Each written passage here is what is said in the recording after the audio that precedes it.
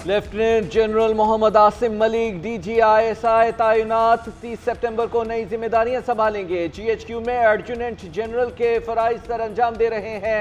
Lieutenant general Asim इससे पहले बलोचिस्तान में इन्फेंट्री डिवीजन और वजीरिस्तान में इन्फेंट्री ब्रिगेड की कमांड भी कर चुके हैं। अपने कोर्स में सॉर्ड ऑफ ऑनर भी हासिल कर चुके हैं। चीफ इंस्ट्रक्टर NDU और instructor command and staff college Quetta भी तैनात रह चुके हैं। लेफ्टिनेंट जनरल आसिम फेवरेट लिवनवर्थ और royal college of defence studies के ग्रेजुएट हैं। मिलिट्री ऑपरेशंस डायरेक्टोरेट में भी फराइज सर अंजाम दे चुके हैं। इलेक्शन कमीशन मखसूस नशिस्तों पर PTI उम्मीदवार को फौरी नोटिफाई करे। सुप्रीम कोर्ट का मखसूस नशिस्तों के केस में तफसीली फैसला जारी। 70 सफ़ात पर मुश्तमिल अक्सरियती फैसला जस्टिस मंसूर अली शाह ने तहरीर किया। मखसूस नशिस्तों के हवाले से पेशावर हाई कोर्ट और इलेक्शन कमीशन का 1 मार्च का फैसला कलअदम करार। तफसीली फैसले में कहा गया है कि इलेक्शन कमीशन के 1 मार्च के फैसले की कोई कानूनी हैसियत नहीं है। ये समझने की बहुत कोशिश की कि पार्लिमानी जमहूरियत में इतने आज़ाद उम्मीदवार कैसे कामयाब हो सकते हैं। इस सवाल का कोई तसल्ली बख्श जवाब नहीं दिया गया। तहरीक इंसाफ के मुताबिक वोटर्स ने उनके PTI से ताल्लुक की वजह से वोट दिया। आइन में दिए गए हुकूक को कम करने या कदगन लगाने वाले कवानीन का जायजा तंग नजरी से ही लिया जा सकता है। जमहूरियत में इनफरादी या इज्तिमाई हुकूक में कम से कम मुदाखलत यकीनी बनानी चाहिए। अगर कोई शख्स किसी गैर कानूनी अमल से मुतासिर हो तो वह इंसाफ का उतना हकदार है जितना हक तलफी से पहले था। सुप्रीम कोर्ट का तफसीली फैसला उर्दू में भी जारी करने का हुक्म।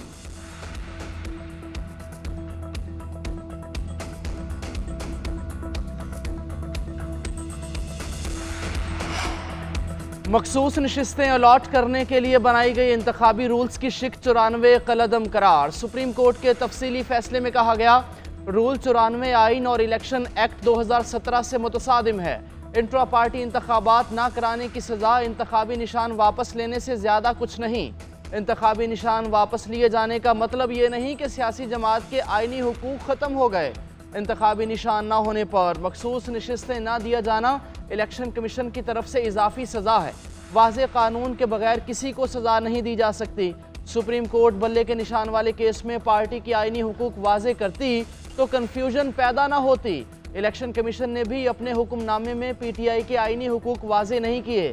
अदालत और इलेक्शन कमीशन को मद्देनज़र रखना चाहिए था कि इंतखाबी शेड्यूल जारी हो चुका है। सुप्रीम कोर्ट की PTI को रिलीफ देने पर भी वजाहत। फैसले में कहा PTI की केस में फरीक बनने की दरख्वास्त हमारे सामने मौजूद थी।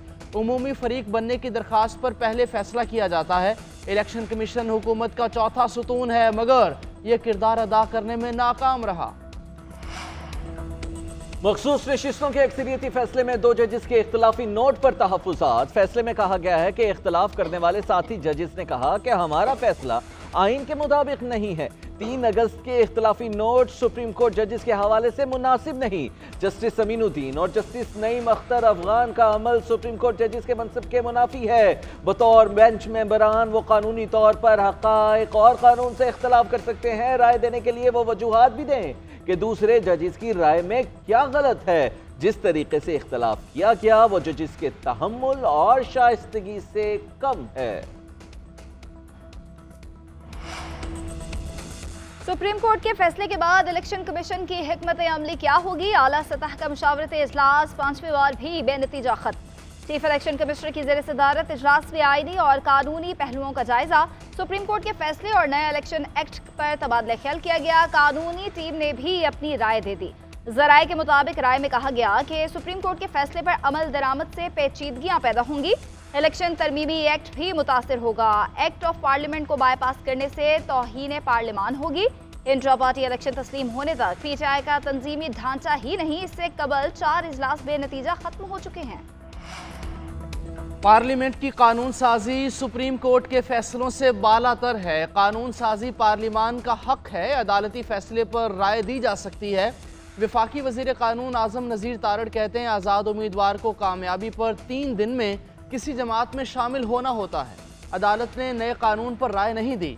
पार्लियामान ने हालिया कानून साजी की जिसका अदालती फैसले में जिक्र नहीं है।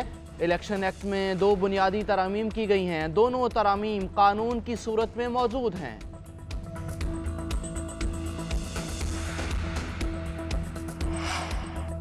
प्रैक्टिस एंड प्रोसीजर तरमीमी ऑर्डिनेंस के बाद जजेस कमेटी का पहला इजलास। जस्टिस मंसूर अली शाह का तरमीमी ऑर्डिनेंस पर तहफ़्फ़ुज़ात का इजहार। कमेटी इजलास में शिरकत किए बगैर ही वापस लौट गए। चीफ जस्टिस काजी फाइज ईसा और जस्टिस अमीनुद्दीन की शिरकत। जस्टिस अमीनुद्दीन की पहली बार इजलास में शिरकत। इससे कबल जस्टिस मुनीब अख्तर जजेस कमेटी में शामिल। बुनियादी स्ट्रक्चर के जजमेंट की आड़ में पार्लियामेंट का हक तलब किया गया। अदालत कैसे पार्लियामान को कह सकती है ये कानून पास करे, कानून के मुताबिक फैसले होने चाहिए। कानून में मौजूद है कि पार्लियामान, सुप्रीम कोर्ट और इलेक्शन कमीशन ने कैसे काम करना है। स्पीकर पंजाब असम्बली मलिक अहमद खान का कहना है अब पार्लियामेंट के फैसले को फौकियत होगी या फिर सुप्रीम कोर्ट की जजमेंट को होगी। इलेक्शन कमीशन ही सियासी जमातों को रेगुलेट करता है। हलफनामे तब्दील होते रहेंगे तो मामलात खराब होंगे। पार्टी तब्दील करना और फ्लोर क्रॉसिंग करना जैसे इश्यूज आ रहे थे, उन्हीं को देखते हुए पार्लियामान ने कानून पास किया था। हमारी पोजीशन बिल्कुल वाज़ेह है कि कानून के मुताबिक ही अमल करना चाहिए।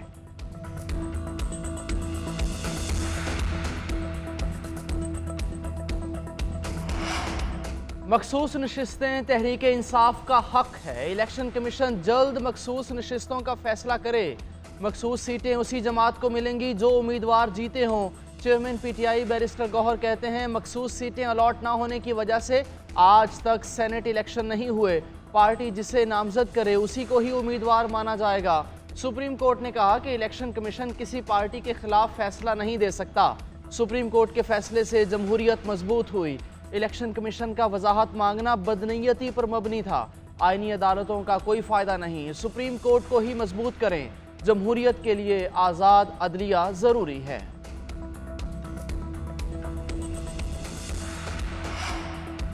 अडियाला जेल में तोशाखाना 2 केस की समाअत। बानी पीटीआई और बुशरा बीबी को चालान की नकुल फराहम। अगली समाअत पर फर्दर जुर्म लगेगी। एफआईए के मुताबिक बानी और बुशरा बीबी मिसकंडक्ट के मुर्तकिब पाए गए। गैर कानूनी ज़राया और करप्शन से माली फवाइद भी हासिल किए। बानी पीटीआई ने अपनी पोजीशन का गलत इस्तेमाल करते हुए कम कीमत पर बलगारी सेट हासिल किया। बानी पीटीआई और बुशरा बीबी की जमानत बाद गिरफ्तारी की दरखास्तों पर भी समाअत। वकला के दलाइल मुकम्मल ना हो सके, समाअत 26 सितंबर तक मुलतवी। उधर बुशरा बीबी ने अपने खिलाफ मुकदमात की तफसीलात के लिए इस्लामाबाद हाई कोर्ट में दरखास्त दायर कर दी। हाई कोर्ट की इजाजत के बगैर किसी नए मुकदमात में गिरफ्तारी से रोकने की भी इस्तदा। जस्टिस मियां गुल हसन औरंगजेब कल दरखास्त पर एतराज के साथ समाअत करेंगे।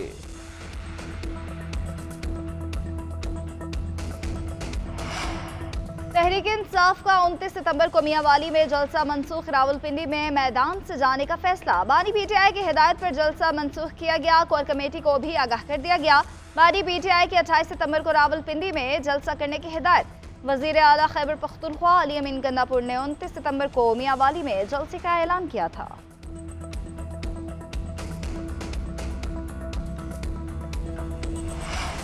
पार्लियामेंट और अदलिया को आमने सामने खड़ा करने में कोई दानिशमंदी नहीं। लगता है ये हुकूमत आईनी बहरान पैदा करने पर तुली हुई है। मौजूदा हालात में मौलाना फजल रहमान की पोजीशन काबिल तहसीन है। तहरीक इंसाफ के रहनुमा शाह महमूद कुरैशी कहते हैं जिन हालात में लाहौर का जलसा हुआ, कारकुनों को सलाम पेश करता हूँ। अली अमीन गंडापुर का काफिला रोकने के लिए मोटरवे बंद की गई।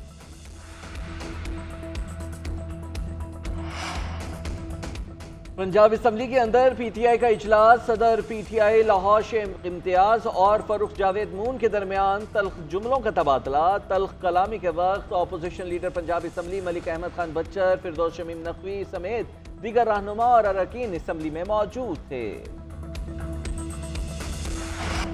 साबिक विफाकी वजीर फवाद चौधरी का जस्टिस मंसूर अली शाह के चीफ जस्टिस का नोटिफिकेशन जारी करने का मुतालिबा। कहा अगर नोटिफिकेशन नहीं किया जाता तो लॉन्ग मार्च होना चाहिए। साबिक विफाकी वजीर ने आईनी तरामीम को खौफनाक करार दे दिया। वकला से रुकवाने का मुतालिबा। इस्लामाबाद हाई कोर्ट में मीडिया से गुफ्तगू में कहा वकला मुत्तहिद हैं, आईनी तरमीम किसी सूरत नहीं होने देंगे। ये असम्बली अवाम की नुमाइंदगी बिल्कुल भी नहीं कर रही।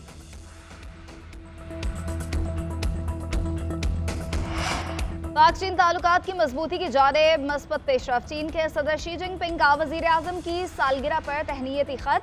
शहबाज शरीफ को सालगिरह की मुबारकबाद दी। खत में लिखा कि पाकिस्तान और चीन कठिन और अच्छे वक्तों के स्ट्रैटेजिक पार्टनर हैं। दोनों ममालिक ने हमेशा एक दूसरे पर भरोसा किया और हमेशा साथ दिया।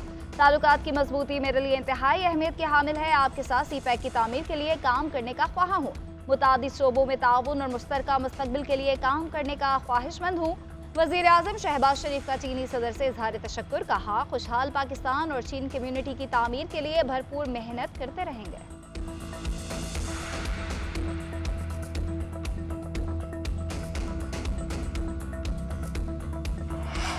अमरीकी सफ़ीर डोनाल्ड ब्लूम की जाती उमरा आमद, सदर मुस्लिम लीग नून नवाज शरीफ के साथ मुलाकात। वज़ीर आला पंजाब मरीम नवाज की भी अमरीकी सफ़ीर से मुलाकात हुई। दोनों ममालिक के दरमियान ताल्लुकात पर तबादला ख्याल किया गया।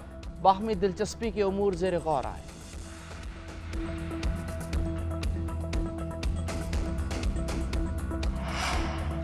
वज़ीर दाखिला मोहसिन नकवी की सऊदी सिफारत खाने आमद, सऊदी सफ़ीर को यौमुल वतनी की मुबारकबाद, हर मुश्किल घड़ी में ताउन पर शुक्रिया अदा किया।